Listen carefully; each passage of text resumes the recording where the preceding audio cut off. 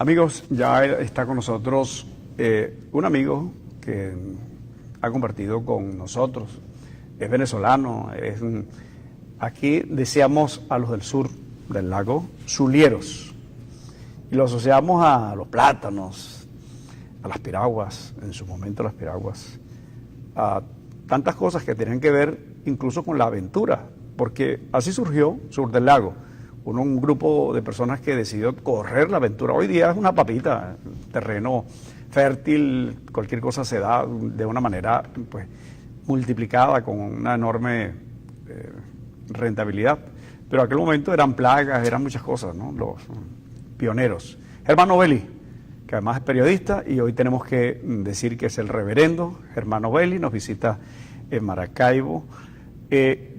¿Podemos hablar de fe? ¿La fe es un asunto que está en el ambiente, está permanentemente en el hombre, o es una búsqueda constante? Bueno, vamos a distinguir primero lo que dice la Escritura en cuanto a la fe. La fe viene por el oír, y oír la palabra de Dios. Dios obra fe sin intervención humana en lo absoluto. Un niño, por ejemplo, cuando es bautizado, recibe la fe porque se une el agua con la palabra de Dios, y el Espíritu Santo, además de derramar la gracia de Dios para la limpieza del pecado original, siembra la fe en su corazón. O sea, la fe es un acto de Dios. La fe es cuando tomamos en la Eucaristía el verdadero cuerpo y la verdadera sangre de nuestro Señor Jesucristo. Es el Evangelio en palabra y sacramentos. Es lo que produce la fe, una obra absoluta del Espíritu Santo, donde el hombre es totalmente pasivo. ¿Cómo funciona este asunto donde la gente, hay muchas religiones, pero en la propuesta de la Iglesia Luterana, de la cual tú eres el reverendo Germán Novelli, yo no conozco mucho de las posiciones, de los roles, etcétera, y me disculpo, distinguen la fe de la espiritualidad o la religión de la espiritualidad como dos cosas distintas. Lo que pasa, Guido, es que la gente tiende a ponerle etiquetas humanas a una relación que es entre Dios y nosotros. Indudablemente, cuando tú tienes la fe por la mediación absoluta de Jesucristo, tú tienes un libre acceso al Padre. Fíjate que es interesante que cuando los discípulos le pidieron a Jesús que los enseñara a rezar, porque Juan el Bautista había enseñado a rezar a los suyos, él dice, ustedes van a rezar de esta manera: Padre nuestro que estás en los cielos. Fíjate que no llamaban a un Dios lejos, un Dios que estaba totalmente separado, sino nos da la capacidad, y eso viene por fe, de llamar al Dios todopoderoso, creador del cielo y de la tierra, como lo confesamos en el credo apostólico, nuestro Padre. Entonces es el Padre nuestro, que está con nosotros en todo lugar, el que nos hace crecer espiritualmente, usando los medios que Él ha dispuesto para que nosotros crezcamos en la fe y en la vida espiritual. Martín Lutero, una de sus aspiraciones era que no se creara nada que tuviera que ver con su nombre. Pidió que no se usara su nombre porque para él lo importante era Dios, la Iglesia, el Evangelio. El Evangelio. ¿En qué momento vamos a comenzar por definir este asunto de la Reforma y que luego generó la Contrarreforma, etcétera, como una respuesta de la Iglesia de su momento, ¿no? Pero estamos hablando de 500 años, momento de la historia donde la Iglesia jugaba un papel importante de poder y que en algunos casos se ponía al servicio de sectores que controlaban incluso a otros, los explotaban, etcétera. ¿Cómo se motivó eso? ¿Tiene que ver con el tema social o solo lo espiritual? Bueno, hubo varios temas, ¿no? Primero hay que reconstruir la historia en los pasos concretos. En el siglo XVI, concretamente en 1517, el Papa León X, sumo pontífice, estaba empeñado en cristalizar un proyecto que era la construcción de la sede apostólica, la Capilla Sixtina, la Basílica de San Pedro. y necesitaba dinero, en un momento en que la situación, las arcas de la Santa Sede estaban bastante menguadas, que tenía deudas con Miguel Ángel, con Rafael, que fueron los grandes escultores y pintores de esta obra, y a través de Juan Texel, o John Texel, ordenó lo que se llamó la venta de indulgencia. La predicación de Texel, además de grosera, donde le decía, mira, no permitas más que tu madre esté pagando 100 años en el purgatorio, sino con esta bula, una vez cae la moneda en la caja, el alma de tu madre se va al cielo. Entonces comenzó una venta grosera y contraria a las escrituras de el perdón de los pecados y el sacar del purgatorio a las almas perdidas, entre comillas. En ese momento Lutero, que era el profesor de una universidad nueva, la Universidad de Wittenberg en Alemania, le pareció desastroso y escribió las famosas 95 tesis que clavó a las puertas de la Catedral de Wittenberg. Y lo hace allí porque era la cartelera, porque ahí estaba la universidad y era donde se permitía el debate de ideas de todos los tipos, no solamente filosóficas, religiosas. Entonces había ese momento donde el pueblo alemán, acuérdate que era Carlos V, el gran emperador del Santo Imperio Romano, que incluía todo lo que es Europa, además de ser explotados por impuestos de extranjeros, además de eso también la iglesia estaba expoliando a los pequeños campesinos, a la gente pobre, a la gente humilde, que tenía una fe relativamente ciega y que hubo una manipulación. Contra eso protestó Lutero. Entonces, la reforma se da no solamente en un marco donde había una gran crisis de valores espirituales que ha reconocido inclusive la Iglesia Católica, de que en ese momento la Iglesia estaba totalmente desvirtuada y había caído en soberana corrupción, sino que también el pueblo alemán estaba cansado de los atropellos, estaba cansado de los abusos de un emperador extranjero, como es el caso de Carlos V. Allí surge Lutero. Pero en ningún momento Lutero quiso dividir la Iglesia. Es más, Lutero era el primer convencido de que el Papa León X ni siquiera estaba enterado de los abusos de Juan Texel. Y él creyó firmemente en eso. Pero realmente muy poco tiempo después se dio cuenta, después que pasó el encuentro de él con el emperador Carlos V, que inclusive de esa reunión Lutero salió proscrito, es decir, Lutero no era un ser humano, el que lo encontrara podía hacer con Lutero lo que quisiera. Esa coyuntura, más el apoyo de los príncipes alemanes de Sajonia. Es bueno para quienes están metidos en este tema, Martín Lutero era un monje agustino. Monje agustino, miembro de la Iglesia Católica. Doctor en teología, sí.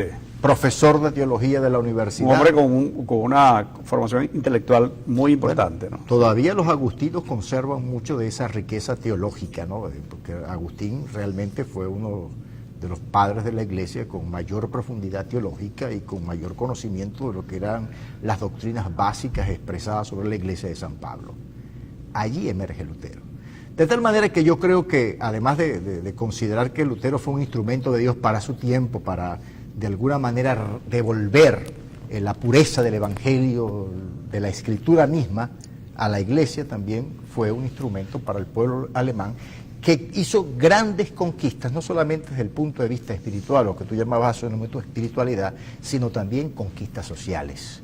Por ejemplo, en el siglo XVI, los padres, la sociedad misma, decía que no era necesario que las niñas fueran a la escuela a aprender a leer y a escribir, porque con que supieran el arte del corte, la costura, el cuidado de los hijos, cocinar, eso era suficiente.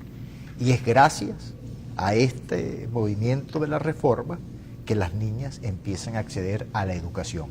Pero no solamente las niñas.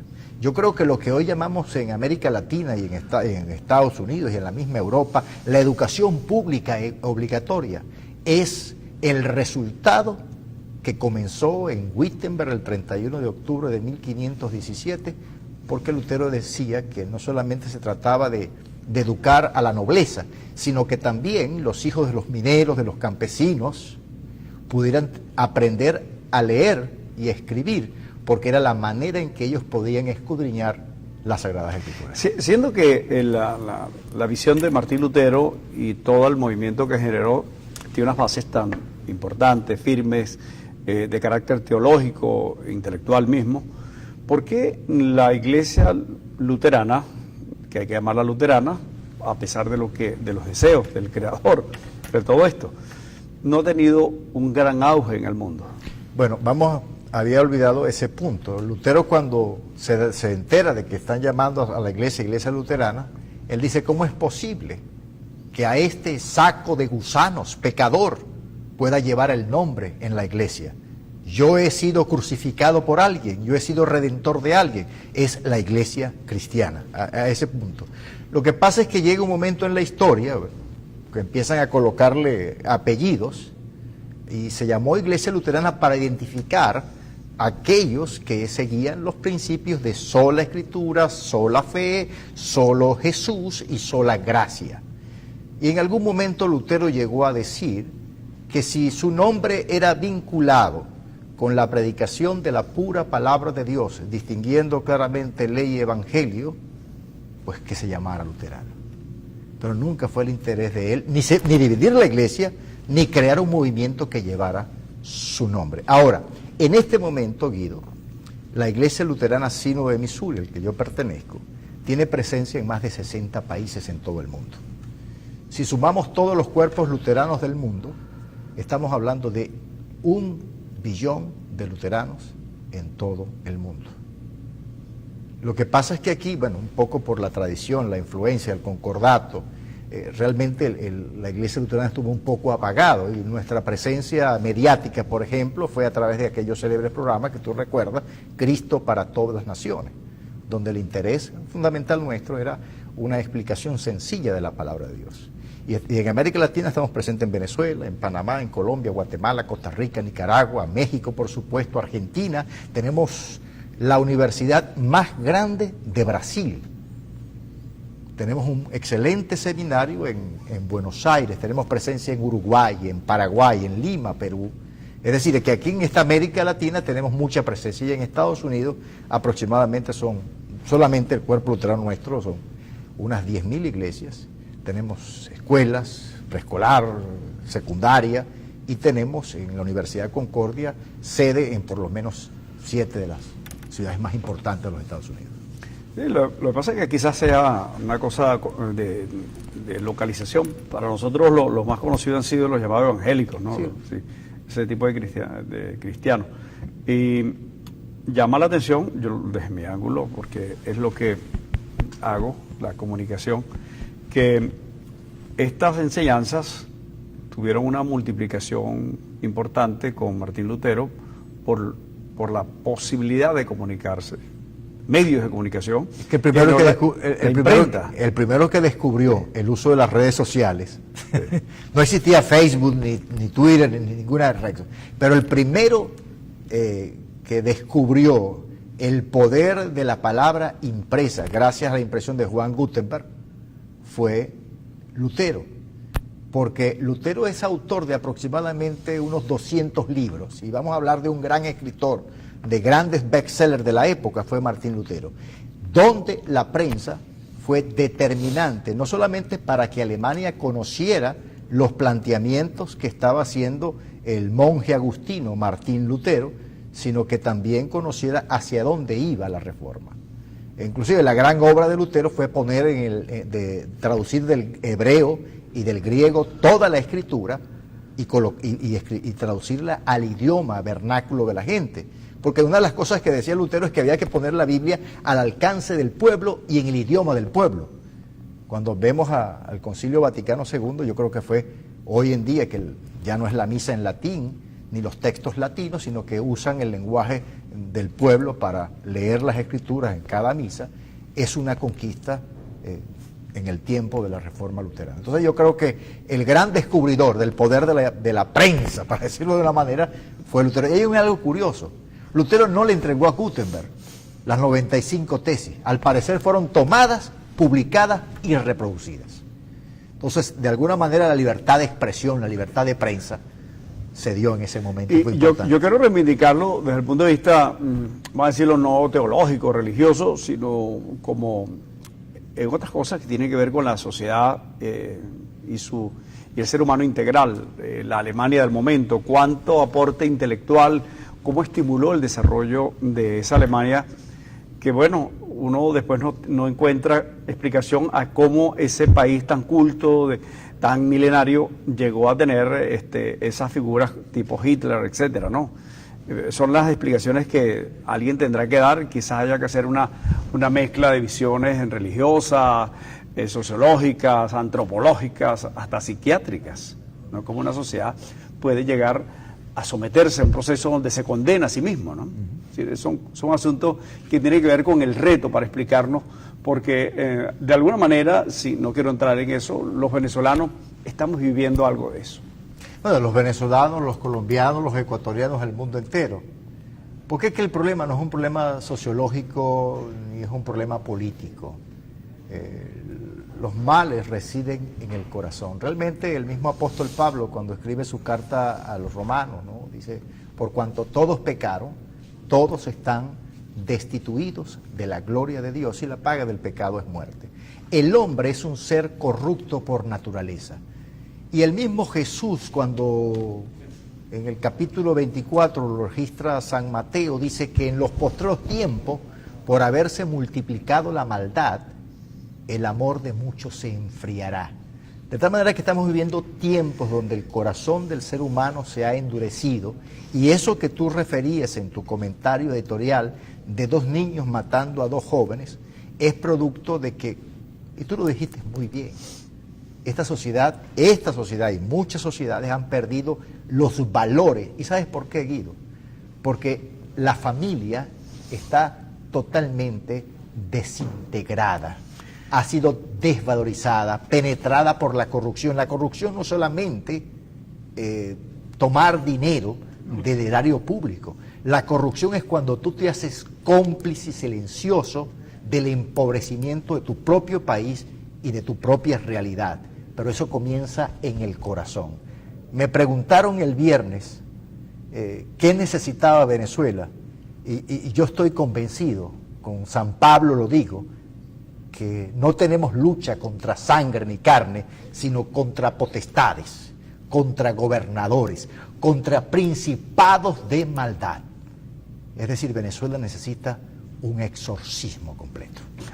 Vamos a regresar en breve para cerrar ya esta conversación con Germán Novelli, quien es representante de la Iglesia Luterana, y vamos a dejar pendiente, puede ser la religión o las religiones de alguna manera un pegamento para tratar de soldar esas piezas sueltas, aquellas útiles para reconstruir un país como Venezuela. Ya regresamos.